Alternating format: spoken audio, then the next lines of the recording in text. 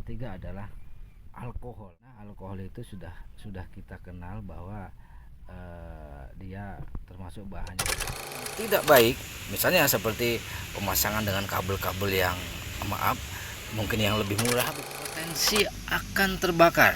Karena saya sudah sangat sering sekali melihat fog lamp pasangan atau bukan bawaan pabrik begitu ya, terbakar atau meleleh begitu. Halo semuanya, assalamualaikum warahmatullahi wabarakatuh. Selamat datang kembali di channel 4 Putri dengan saya Nano dan masih di seputar otomotif. Oke, sebelum kita lanjutkan, seperti biasa guys, mudah-mudahan saat ini sahabatku semuanya sedang dalam kondisi baik-baik saja, dalam keadaan apapun, semakin sehat, semakin bahagia, dan semakin lancar, sukses selalu dalam usahanya. Oke, kali ini saya akan sedikit membahas tentang penyebab terjadinya kebakaran di sebuah kendaraan. Kendaraan parkir, kendaraan lagi di jalan, atau kendaraan di tempat-tempat yang lainnya. Tanpa penyebab, tahu-tahu terbakar. Mudah-mudahan tips kali ini akan membuat kita lebih berhati-hati lagi untuk barang-barang sepele yang akan menjadi penyebab terjadinya sebuah kendaraan terbakar, karena semua itu jarang sekali kita sadari.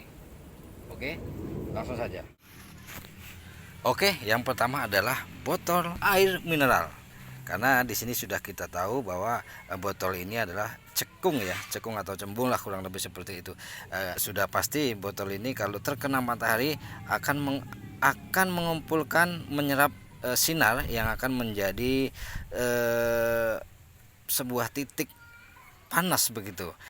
Kira-kira seperti waktu kita masih di bangku sekolah dasar dulu, kita pernah praktek dengan kaca cembung lalu kemudian dipanaskan dan dia akan membentuk suatu sinar yang berkali lipat panasnya ya. Tidak ubahnya dengan botol ini kalau terkena matahari ini panas ya. Nah, dan itu akan mengumpulkan beberapa titik cahaya di situ. Nah, kan? Nah, itu terlihat kalau ketika panas sekali atau posisi sangat panas, otomatis dia pun bisa menyerap cahaya yang akan menjadi satu dan akan menjadi berlipat kali panas, dan kemudian bisa menimbulkan kebakaran begitu.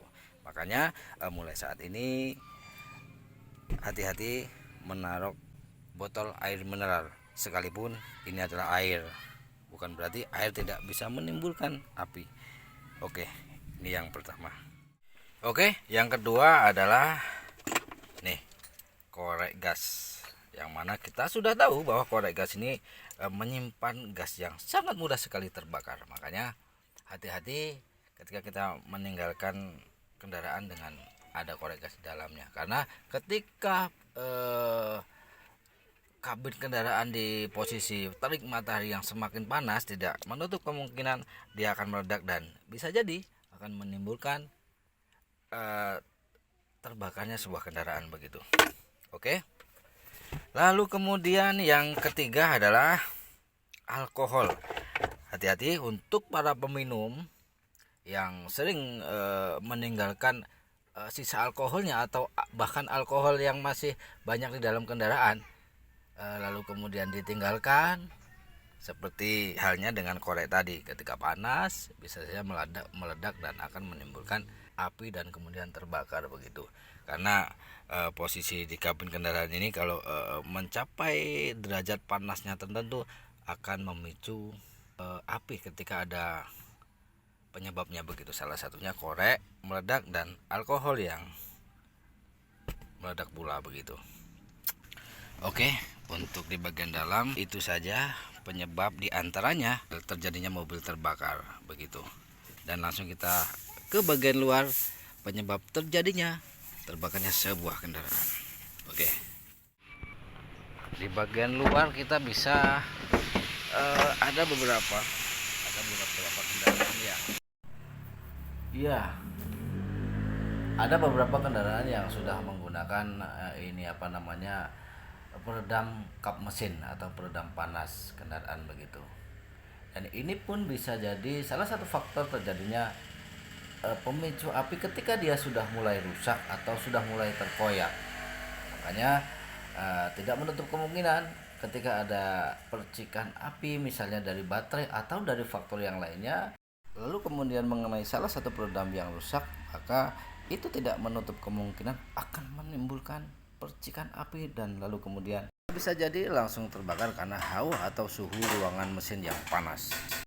Makanya sering diperhatikan untuk agar tidak terjadi hal-hal yang tidak kita inginkan begitu. Salah satunya sering mengecek dan meneliti sebuah mesin kendaraan. Makanya saran saya ketika sudah ketika mobil kita sudah dilengkapi dengan ini peredam anti panas begitu, peredam kap motor, kalau sudah jelek lebih baik kita ganti atau lebih baik dibuang saja kalau kita belum bisa menggantinya begitu. Oke, lalu kemudian yang berikutnya kita perhatikan di bagian kepala aki begitu. Kita mengencangkan aki, nah ini salah satunya kendor, ini tidak boleh ya. Yang seperti ini tidak boleh. Ini bisa juga selama kelamaan akan menimbulkan arus tidak normal dan bisa jadi akan menimbulkan percikan api walaupun kecil kemungkinan begitu. Lebih baik dikencangin yang tidak terlalu kencang atau jangan juga terlalu kendor. Dan hati-hati dengan pemasangan variasi. Kemudian karena ketika kita memasang variasi dengan pemasangan yang tidak baik, misalnya seperti pemasangan dengan kabel-kabel yang mungkin yang lebih murah begitu, kita hanya terima dengan pemasang yang penting ada variasinya, misalnya seperti lampu atau sound system dan lain sebagainya, tapi pemasangannya tidak dengan baik dan benar begitu. Boleh saja dipasang asalkan dengan misalnya salah satu kabelnya harus yang terbaik, jadi tidak mudah ngelupas begitu kulitnya, dan untuk sekring dan lain sebagainya harus benar-benar diperhatikan. Sound system atau lampu variasi, karena biasanya lampu variasi yang belum ada, misalnya seperti fog lamp, ada beberapa mobil yang belum dilengkapi dengan fog lamp. Ketika kita masang fog lamp imitasi atau dengan harga yang murah, itu sangat berpotensi akan terbakar, karena saya sudah sangat sering sekali melihat fog lamp pasangan atau bukan bawaan pabrik begitu ya, dia cepat terbakar atau meleleh begitu, dan itu sangat berbahaya sekali karena sudah pasti kalau ada komponen lain yang akan mudah terbakar maka akan berpotensi menimbulkan api. Kalau sudah begitu kita akan panik begitu. Oke. Kemudian selanjutnya adalah bagian box sikring, sahabatku. Bagian box sikring ini harus kita perhatikan bagian dalam. Perhatikan sikring-sikringnya ini tidak ada yang kendor atau tidak ada yang angus. Kalau ada yang angus salah satunya, kita harus perhatikan ada apa kok bisa hangus begitu. Dan di sini harus diperhatikan karena box sikring ini biasanya untuk mobil yang lama dia terkadang kena rembes-rembesan air atau faktor yang lainnya akan menimbulkan di bagian soket-soket yang ada di dalam sudah mulai aus dan arus listrik tidak normal, kadang besar, kadang kecil, dan kadang tidak ada, bahkan kadang-kadang bisa konslet dengan yang lainnya. Makanya hati-hati, harus sering diperhatikan begitu faktor terjadinya kebakaran. Dan kemudian bagian ini ya sahabat ya, bagian ini pun harus diperhatikan, tapi jarang sih ini, kecil kemungkinan bagian peredam yang di belakang mesin ini yang untuk menahan panas di kabin dalam begitu, dia jarang sekali untuk rusak. Tapi walau begitu kita harus juga sering memperhatikan, salah satunya yang di bagian knalpot sini, di dekat knalpot ya. Ya mobil apapun kalau sudah berumur sekian tahun lebih baik diganti yang di bagian dekat knalpot karena akan sangat berbahaya sekali. Dan di bagian bawah kita lihat juga di bagian bawah. Nah, ini kalau untuk ada beberapa mobil yang atasnya dikasih apa namanya? Dikasih peredam seperti ini. Jadi itu yang biasa namanya di luar, dia mudah rusak dan mudah terkoyak. Dan itu saran saya cepat-cepat diganti atau sekalian saja dilepas. Tapi lebih baik diganti yang baru karena knalpot ini memang di tempat panasnya kendaraan, panasnya mesin begitu. Karena di sini ada yang namanya katalis ya, katalis knalpot di sini. Katalis knalpot ini ada yang di atas begini, ada yang di bawah, dan ada yang di tengah begitu. Fungsi katalis ini adalah untuk menyaring gas-gas beracun atau keluar di knalpot itu tingkat racunnya lebih rendah begitu karena sudah tersaring di sini. Dia seperti kisi-kisi kecil-kecil seperti sarang tawon lah begitu ya.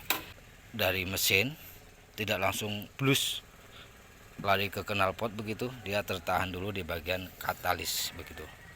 Makanya tidak jarang ada beberapa mobil ketika jalan di malam hari tentunya dia hidup dan membara seperti bara api di bagian katalisnya ini. Dan itu penyebabnya adalah biasanya penggunaan BBM yang tidak baik atau jarang merawat kendaraannya begitu. Jadi otomatis kotoran yang dari mesin ke knalpot lari ke belakang itu tertahan di bagian kisi-kisi sarang tawonnya, dan semakin lama kelamaan dia akan menyumpal, akan menutupi kisi-kisi yang kecil-kecil ini, kemudian menahan panas begitu. Jadi tidak jarang dia akan menimbulkan seperti bara api. Dan sudah pasti kalau sudah begitu tenaga kendaraan pun akan lebih lemot dan biasanya berbunyi ngelitik begitu di bagian mesinnya. Karena tenaganya atau akselerasi tidak langsung keluar ke bagian knalpot belakang begitu, tertahan di bagian katalis. Dan itu juga salah satu penyebab terbakarnya sebuah kendaraan begitu. Lalu kemudian intinya kabel-kabel lah, soket-soket harus dijaga, benar-benar dijaga. Kalau kita mau mencuci mesin lebih baik ditutup kalau kita belum paham. Oke, mungkin itu saja saran saya.